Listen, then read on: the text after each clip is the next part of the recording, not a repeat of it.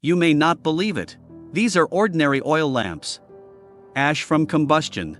In the eyes of traditional craftsmen, but it is the priceless treasure we have been searching for. Through the work of traditional craftsmen, handcrafted production, it has become an expensive traditional luxury item. It's amazing to see the result. Because of a copper oil lamp, only a few grams of material can be collected after burning for a day. So, I need to collect enough ash. The difficulty can be imagined. This is just the first step in material preparation. After completing the collection, the master takes out a bunch of precious materials. He places them into an iron pot to cook. By slow cooking, after 12 hours of cooking, these materials are stewed into a glue-like substance that can be drawn. Its function is to mix with the ash. Thus, it transforms from granular to a tough black mud. Now, take a look here. What is being made? Because the temperature of the mud is still very high when it is stirred. Therefore, after kneading it into a dough-like shape, it is placed in a plastic bag to cool naturally. While waiting for it to cool, there is another important step to complete.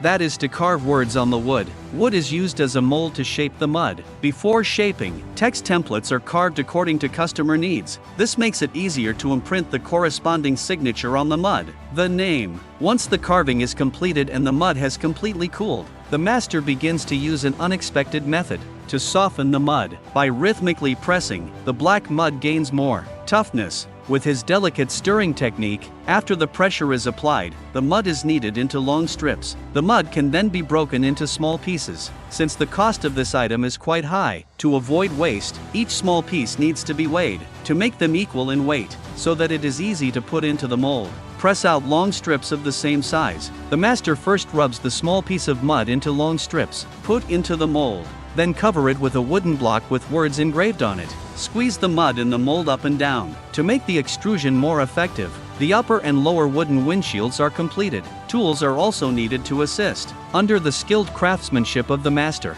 In this way, put all the mud into the mold. After extrusion shaping, at this time, open the mold and you can find the mud has been shaped. Rectangular blocks of mud. At this point, the general structure of this object has been formed, but it's still a work in progress. Then the burrs on the edges need to be trimmed to make the shape of the mud more regular and smooth. After all repairs are completed, the master brought a lot of wooden boxes and evenly cover it with a layer of wood ash. At the same time, put a layer of old newspaper on the ash to place the mud inside. Dry in the shade so that it can dry and set. Then see here. Everyone should be able to see what they are making? That's right. This is the mo-ding made with traditional craftsmanship. After a month of drying, at this point, the ink has solidified into a fixed shape. But this is only the first step of drying. In order to dry it thoroughly, you also need to use dry straw to tie the pieces of ink together. Fixed. Hang it up for more than half a year for secondary printing. Use them to dry thoroughly and set the shape. Improve the quality of ink. From the difficult collection of materials to the extremely long production cycle, this determines that this kind of ink must be valuable.